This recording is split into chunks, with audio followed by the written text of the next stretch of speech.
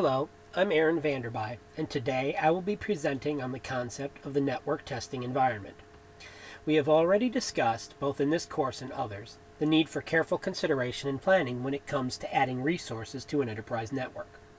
For this reason, many enterprises choose to make use of an isolated environment in which to test new operating systems, network topologies, and device configurations. This network testing environment allows IT departments to test and confirm the viability of configurations prior to introducing them to the enterprise production network. To overview, I will first briefly describe the traditional, strictly hardware-based testing environment. I will then discuss the transition to virtualization and some of its underlying concepts, and finally to network simulation software that further reduces the dependence on a large amount of hardware to perform network configuration and testing prior to enterprise-wide deployment. When we think of traditional testing environments, we might think back to hands-on labs we've had in past courses, or an isolated test environment set up in an enterprise IT department. In most cases, one could argue that this hands-on experience is the best way to learn, to configure, and to test devices before deploying them in their final configuration. While this generally holds true, the reality is that ever-shrinking budgets and a do more with less attitude have made this less and less feasible. As a result, IT departments that make use of test networks have increasingly turned to software solutions to streamline their testing processes and reduce costs. As a transition away from a strictly hardware-based test environment, virtualization has seen increased use in some settings. While the concept of virtualization has existed for some time, dating back to 1967, the enhanced capabilities of modern computers and a resurgence of the concept in 2005 have made its use more attractive, as a single computer can now be used to run multiple virtual hosts upon which testing can be done. Even consumer-grade systems are capable of handling multiple VMs simultaneously, making it an attractive cost-saving measure for test networks. Guest OSs can be run side by side on one physical computer, thus reducing the need for one PC per each target to be tested and configured. When discussing virtualization, we generally start with the concept of the hypervisor, which is defined in its associated Wikipedia article as, quote, a piece of computer software, firmware, or hardware that creates and runs virtual machines, unquote. Hypervisors are generally divided into two categories. Type 1, or bare metal hypervisors, run directly on host hardware, providing asset access to the virtualized guest operating systems. Examples of bare metal hypervisors include VMware ESXi, Zen Server, and Microsoft Hyper-V. The second type, Type 2 hypervisors, are considered hosted, in that they are installed as an application on a host operating system. As such, they do not have the same direct access to the hardware that one gets with a Type 1 hypervisor, but rather create an abstraction layer to separate guest and host OS functionality. Hosted hypervisors include VMware Workstation, Oracle VirtualBox, and Microsoft Virtual PC. One of the nice features of modern hypervisors, no matter the type, is the ability of guest OSs to interact with one another, either as components of the physical network on which the hypervisor runs, or as an isolated or standalone network. This allows for various tests to be performed on a guest OS that one may be considering for integration into an existing physical network. This ties into the subject of my previous presentation on Kali Linux. In such a case, one can install and configure an OS to be tested as one guest on the hypervisor, and then run an instance of Kali Linux as another guest in order to use the tools provided in Kali Linux to test the configuration of the first OS. This allows an administrator to configure and test an OS prior to installing it for production use. If the target OS does not hold up to penetration testing, the administrator has the opportunity to reconfigure and retest without affecting the confidentiality, integrity, or availability of data on the enterprise's real-world network. An additional benefit to the concept of a virtualized test environment is that if the enterprise uses virtualization for its production environment as well, the final configuration for the tested guest OS can be pushed from the testing environment to the production environment with relative ease, saving on the time needed to install the tested OS on individual hardware. Hypervisor vendors have differing methods by which such a transition would be accomplished, and the specific steps for each are beyond the scope of this presentation. While the use of hypervisors is great for giving one experience in configuring and security hardening individual host OSs, aside from the rudimentary interconnectivity described previously, an administrator does not have a virtualized means to test in complex network environments where routers, switches, firewalls, and other network devices play a significant role. Traditionally, this has meant that while the OS testing can be done via virtualization, the hypervisor needs to be connected to a physical network of such devices, which are configured to echo the production environment. Depending on the size of the enterprise and the funds available, this can become prohibitively expensive and ties equipment that could otherwise be used in the production environment to the test network. An alternative to this that has come about in recent years is a piece of software called GNS3. GNS3, which stands for Graphical Network Simulator, is primarily geared toward network engineers and administrators working toward certifications such as Cisco's CCNA, CCNP, and CCIE, as well as Juniper Network certifications.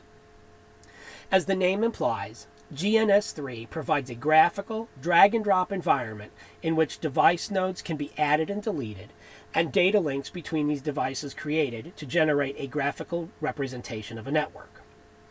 The devices can then be initialized and configured, thus providing a simulated network in which testing can be performed to assure proper device and OS configuration prior to deployment.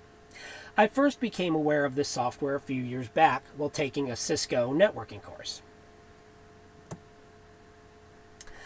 GNS3 uses several pieces of emulation software under the hood to emulate the hardware found in a typical network, thus potentially negating the need for the physical hardware in the testing environment.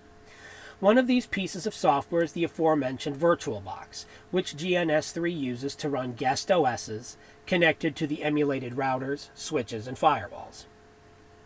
The emulation of the specific networking devices is achieved with the software known as Dynamips, a well-known Cisco iOS emulator that uses Cisco's iOS to achieve said simulation.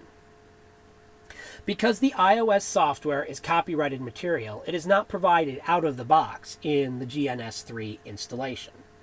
In order for an administrator to emulate the particular desired hardware, a copy of the specific model's iOS must be extracted from a physical device, which is then made accessible to the GNS software and, in turn, Dynamips. Once this is achieved, the icon for the emulated device can be dragged and dropped into the graphical interface and configured to suit the needs of the environment. Depending on the device's model, various hardware configurations can be emulated, providing for a wide variety of port configurations and arrangements, such as Ethernet, Fast Ethernet, Gigabit Ethernet, and serial port accessibility. Double-clicking on the device icon in the display opens up a terminal window session that shows the command line interface of the particular device, allowing an administrator to run the same types of configuration commands that would be run on physical devices in the production environment. This first screen capture shows the main interface for GNS3, which allows the user to place and configure devices on the network. This particular network configuration is similar to a lab layout from one of my previous courses. Note that the user can choose to display more or less information about the devices and links in the diagram, and can even add additional graphics, including text boxes that provide extraneous information pertaining to the network. All of this can be exported to various graphical and document formats as well, making GNS3 useful as a resource for generating network diagrams. Presented here is the same interface, with a pop-up window generated by a mouse-over event. Here, additional information about the highlighted device is provided, including iOS version, emulated hardware information, and configured and connected ports. This iOS version, shown in line 2 of the mouseover window, came from an old Cisco 3725 router I acquired on eBay after downloading and installing the GNS3 software. When choosing to configure a specific device, one simply has to double-click the device in question, as mentioned previously.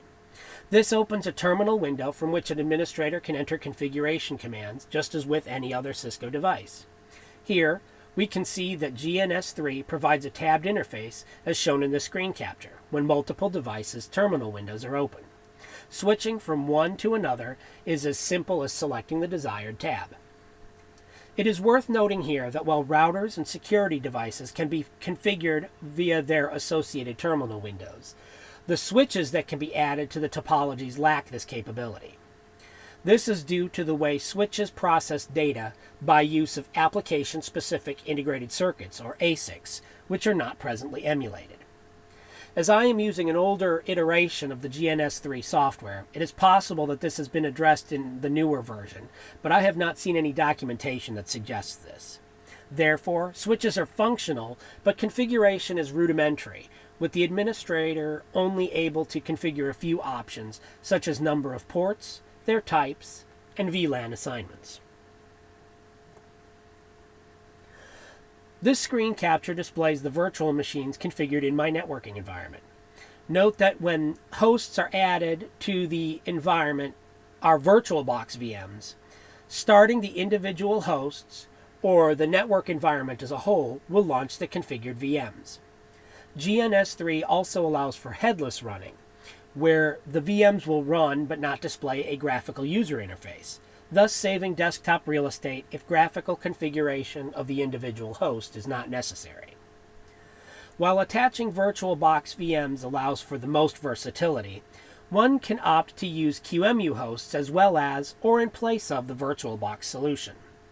While I myself have only dabbled with the VirtualBox configuration, since I already had that software installed on my system, I'm given to understand that QEMU configuration is not difficult for those with some familiarity with that software. The QEMU software is included with the GNS installation, whereas VirtualBox installation was separate from the GNS3 installation process. While this presentation uses GNS3 version 0.8.6, I am aware that there is a newer version, version 1.2.3 of the software, which is available for download from the GNS3 site at www.gns3.com.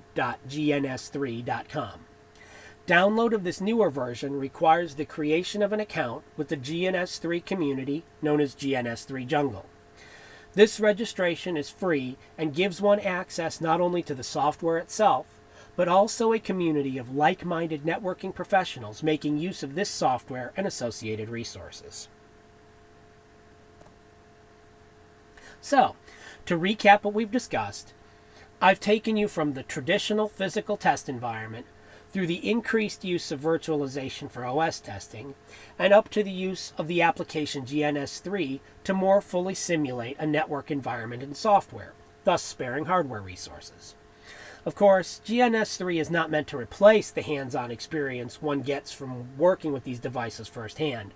Rather, it seeks to augment one's knowledge by allowing access to resources in a test environment that is shielded from inadvertent misconfigurations that could otherwise bring an enterprise network to a screeching halt. For those interested, I strongly recommend visiting the GNS3 site and giving the software a try. I found it invaluable in enhancing my understanding of network topology concepts in general, and Cisco device configuration in particular. Listed here are the resources from which I pulled information related to this presentation. I will also make these links available via the SharePoint page for those interested in seeking additional information related to this topic. I hope this information has proven useful, and that the benefits to using these software solutions in a network test environment can be clearly seen. Thank you for watching, and have a great day.